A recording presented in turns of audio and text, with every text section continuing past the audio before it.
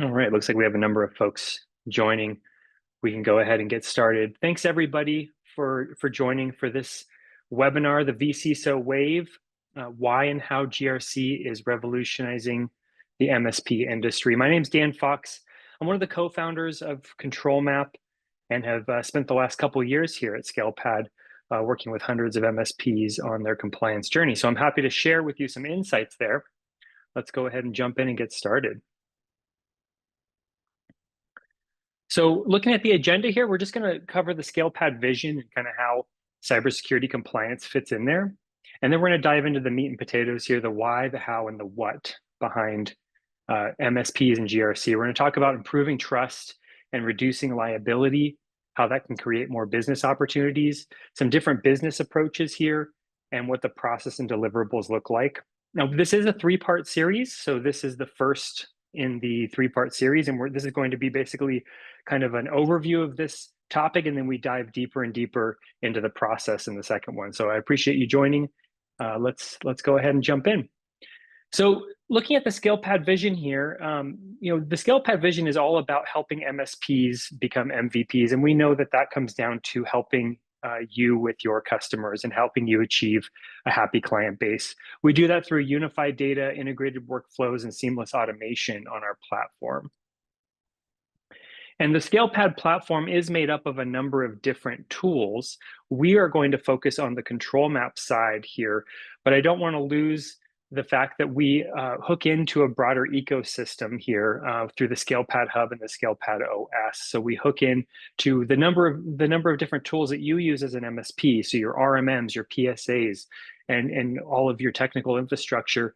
We integrate across, and we then work together to make a seamless platform for you to work with.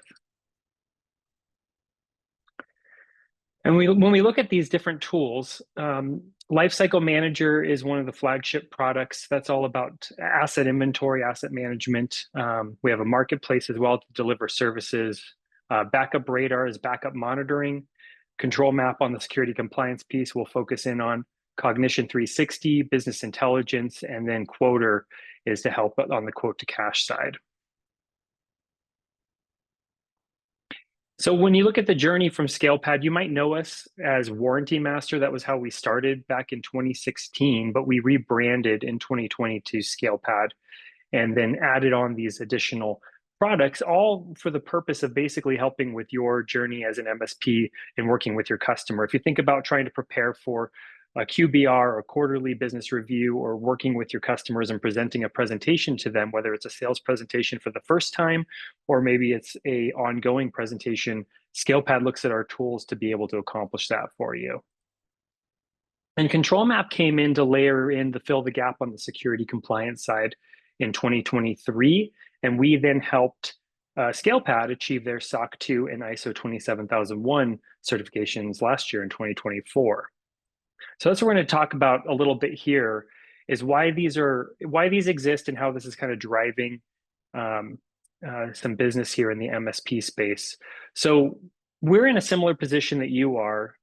We have customers, we have data that we're working with, and so to be able to demonstrate our security here at ScalePad, we go through security audits for ourselves, which is SOC 2, and for us, it's ISO 27001. The reason we chose these two is because SOC 2 kind of covers the North American services organizations for kind of IT organizations like ourselves.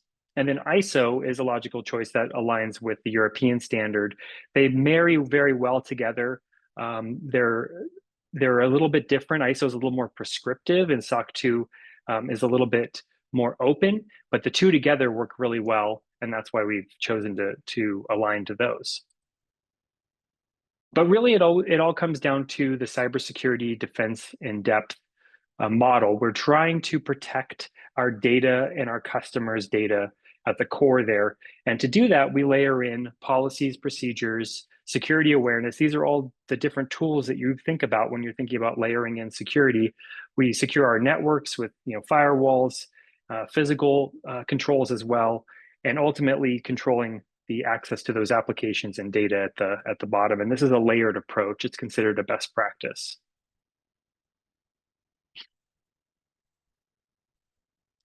So getting into the why, we're going to talk a little bit about the landscape that we're in. And then we're going to get into the how, the different business approaches to tackle this as an MSP and what the process here might look like.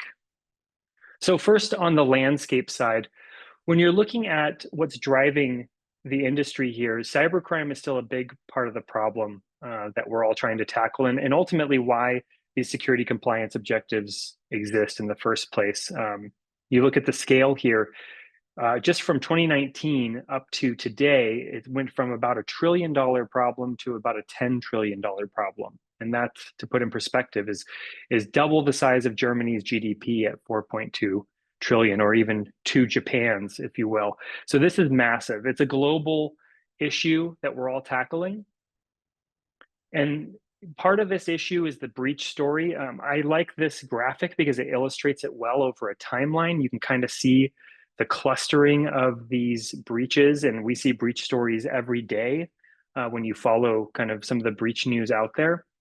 But when you just go back a few years, you go back about 5-10 years, you see that the landscape changes. And that's because we live in a different era. We live in a digital era today, and the reality is that there's just simply more risk, more breaches, there's more data online to breach. And so the response to that is that industries that have the most to lose end up having to layer in some regulations or requirements to try to control that risk. And they do so through cybersecurity compliance. And that ultimately is what drives this industry. That's why we're doing what we're doing. So financial services, for instance, they do this through the FTC or the SEC or FINRA, different organizations, depending on who you bubble up to. Healthcare has HIPAA as a compliance standard to protect all the PII data. Retail, education, tech, energy, and manufacturing. So the list is quite significant. And that is why we land in a place where there's so many different frameworks to address all of these different industries and ultimately different geographies. On the public sector, when you think about working with government agencies, they're basically, in a way, large companies in themselves. They're ultimately trying to protect their own vendor due diligence and their own supply chains. And so we see on the US side, we see EU, UK, Australia. Again, this is a global effort that's taking place, and why we're seeing this demand across the board, because anytime you are working with a customer of your own that maybe bubbles up to one of these standards, that's where they're coming to you as the MSP, or maybe to consider being their vCISO, their compliance officer, to consider being, basically the support or help to achieve compliance with these things.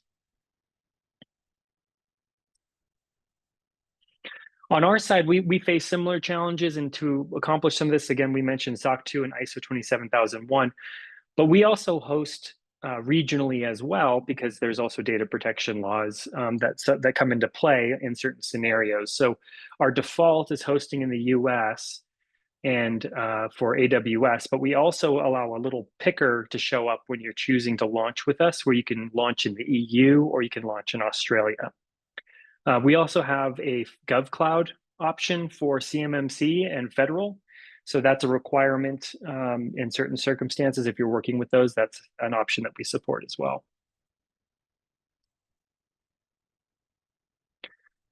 But the impact is really positive when you look at implementing cybersecurity compliance. So even though this may be something that is up and above what you maybe were thinking about, wanting to get into when you're working with a customer, there's incredible benefits here. So one, it boosts your security posture. It helps you stay current with laws and regulations, helps you fulfill contract obligations.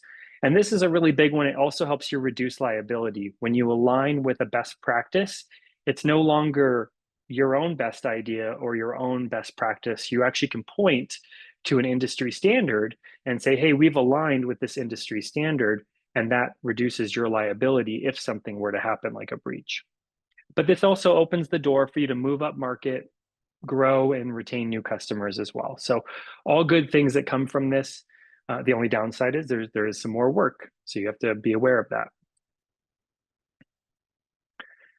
So how do we pull this off with MSPs? So, we're going to look at how what we see happening in the MSP space, applying best practices and picking the correct framework, how to improve your security posture, and then some key questions here. How do you scale this service profitably? That's a really critical one. How do you make this a service that you can actually deliver and scale?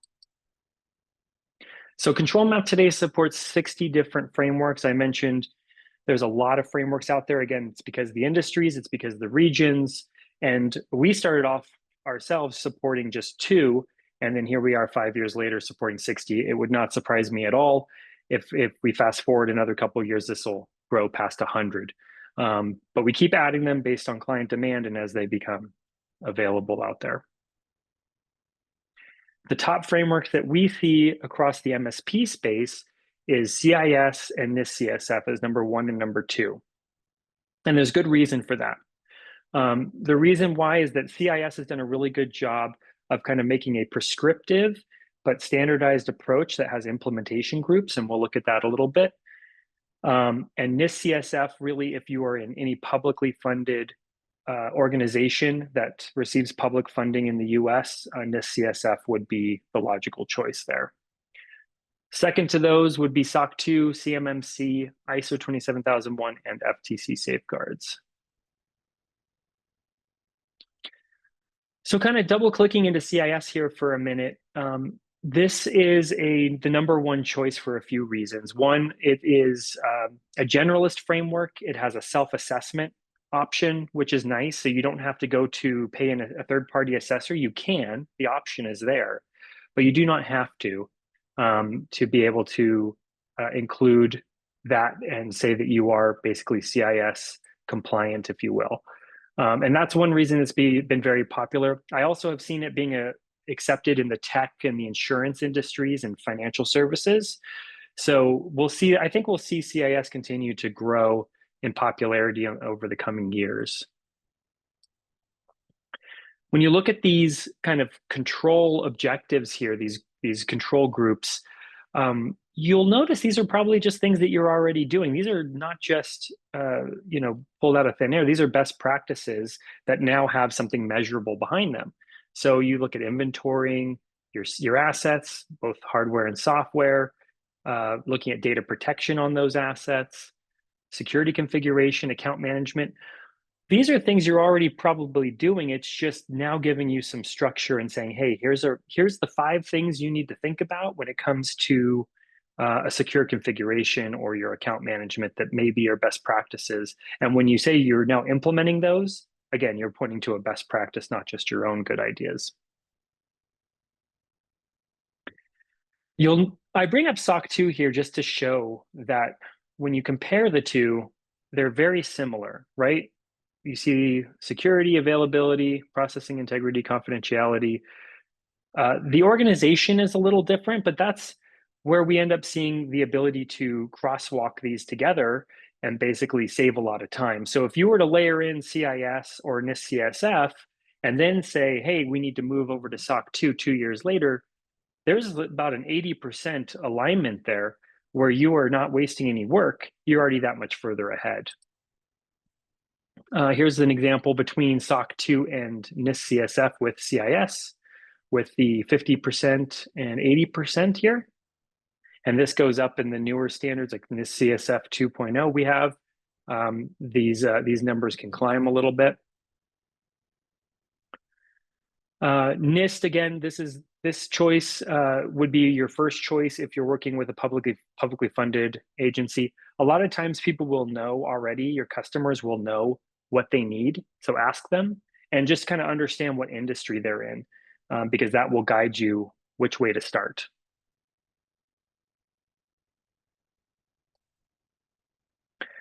CMMC has been a very popular framework this last year, and it's continuing to grow.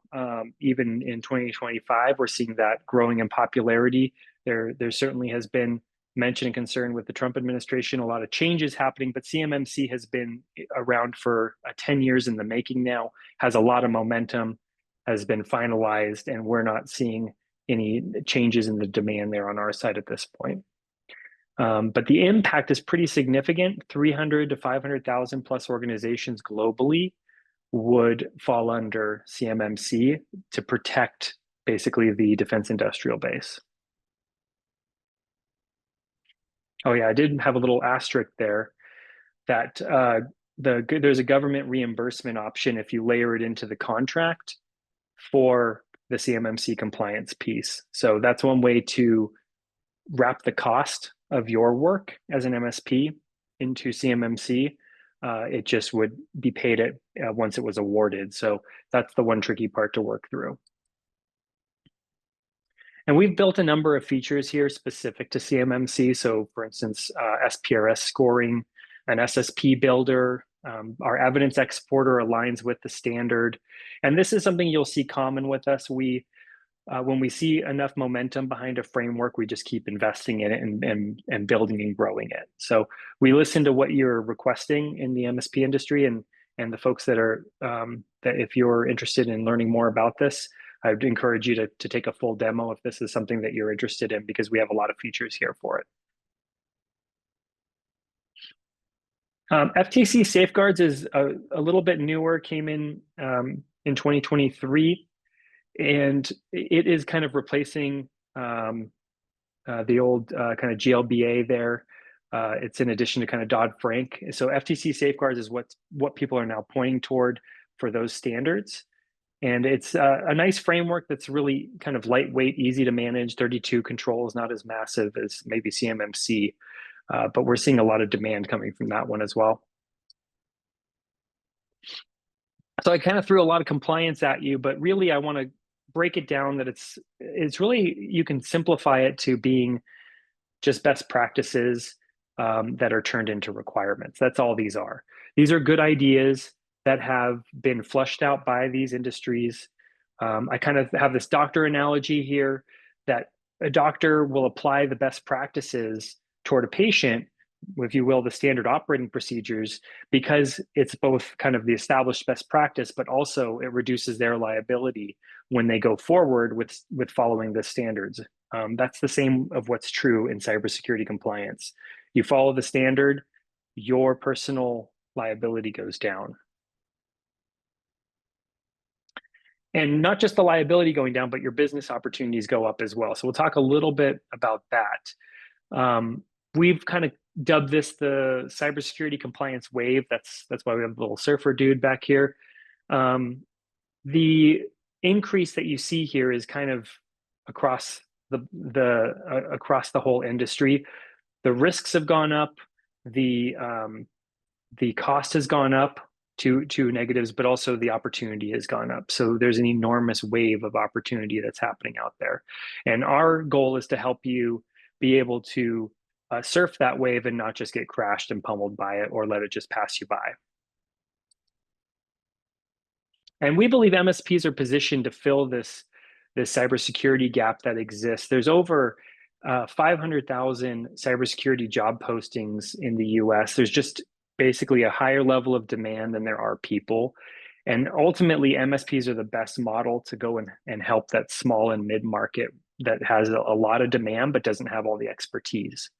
So that's why we believe working with you and partnering with you and scaling with you is the way to grow together. And you've seen this in the industry too. So these are some of the conferences I attend: Exchange Security, Right of Boom, IT Nation Secure. And these conferences, these are not things that have been around for decades. These are all new in the last 3 to 5 years. So we're all kind of in this growing stage together. Our MSP trends report that we put out every year, and we have a new one coming out in a few weeks, but the one from 2024 has cybersecurity and compliance listed as in the top 10. And that's something I would expect to see again this next year. So we'll see if that's true. But this is a continued ongoing top of mind priority for both MSPs and the executive teams that they're working with. And when you think about cybersecurity, the other thing it does to help build business is it helps establish trust. So it helps you to be more transparent and say, hey, this is what we follow. We follow this standard. Here's where we are. We're about 90% there. We're working on the last 10% over the coming year. This all helps you be able to level up your business. And when you think about the sales cycle, I mean, the whole part of the sales cycle is also establishing trust and being on the same page, overcoming objectives, and that's what security compliance kind of helps you do. When you think about the reach out there, vendor risk is actually a part of what we do. We help kind of assess where your vendors are and where the risk is. But ultimately, the reach on this, when you think about your customers and their vendors, is 20 to 100 times. So when you're working with a customer of yours, you'll end up connecting and working with 20 different customers. And that's how this ends up kind of spreading out there significantly. But also, on the flip side, why there's so much opportunity for you to work with all these folks. So what do we deliver and where to start? So let's jump into how do we deliver this at scale and how do we open these conversations? And then where's the start here button? So first off, this isn't a one and done thing. Security and compliance is a journey, but it's also a process and it's a recurring process. So we've kind of put this together that you're assessing, you're then addressing the gaps, you're being ready for an audit, so you can be ready if that's your end goal, is to basically work toward like a SOC 2 audit, for instance. If it's more of an internal audit, then the assessment and the audit are kind of combined in the same step. And then you're monitoring to basically monitor across the platform and across these compliance checks and see if you are maintaining the compliance. And then you kind of loop back again and you do this annually. Some models that we've seen work out here when you're going to market is a monthly retainer model. That's probably the most popular. Maybe you say 5, 10, 20 hours per month. You're going to work toward their compliance on whatever framework you're looking to work toward them with, and you'll scope those deliverables for the month or the quarter there. We do still see project models where you say, hey, I'm going to try to get you through CMMC level 1, or I'm going to try to get you through CIS level 1, and I expect it to take X number of hours over X number of quarters, and you kind of set that as a one-time deal, and then you put the recurrence behind it. But you can do that same model here in the retainer model as well.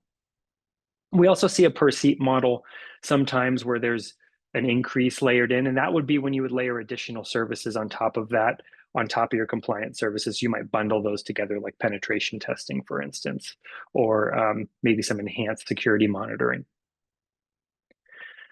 So to help you with these conversations, we launched a compliance boot camp, and it's basically an online boot camp. And we're going to share this link with you here to be able to walk you through how to have these conversations and give you a number of tools. These tools here help you with scoping out the customer, kind of having an assessment, the risk management roadmap. And these are all free. These are public available to you. We just sent the link, I think, over the chat, and we'll send this to you as a follow-up in an email as well.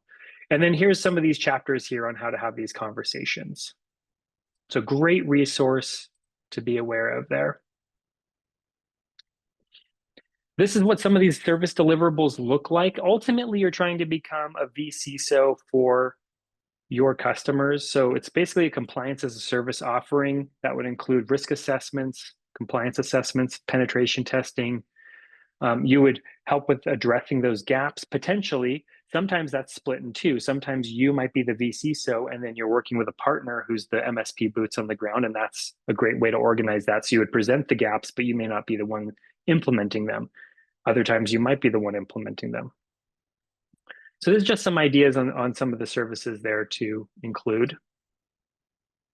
So getting into how ControlMap helps you with this. ControlMap ultimately tries to be the platform to kind of help you pull all this together and take what could be a one-time kind of overwhelming assignment and turning it into a recurring revenue, a project or recurring revenue, a service for you, or just at least a manageable project. So a little bit more about ControlMap. ControlMap is a multi-client, we're MSP-friendly platform, multi-framework. We hook into those 60 different frameworks, and we're all about automations. So we hook in and we integrate with a number of the different solutions that you would use. So on the Enterprise side, like AWS or Azure, we hook in directly there to be able to run compliance checks and pull in your assets. We also hook in with the integration to ScalePad and Lifecycle Manager, we hook into all the RMMs and we can pull in that asset inventory and again, run compliance checks across that. The ControlMap platform, we just have it designed. It's a SaaS platform that's organized in such a way that you can basically manage the service either as a one-time assessment or if it's the ongoing recurring project or work through a framework.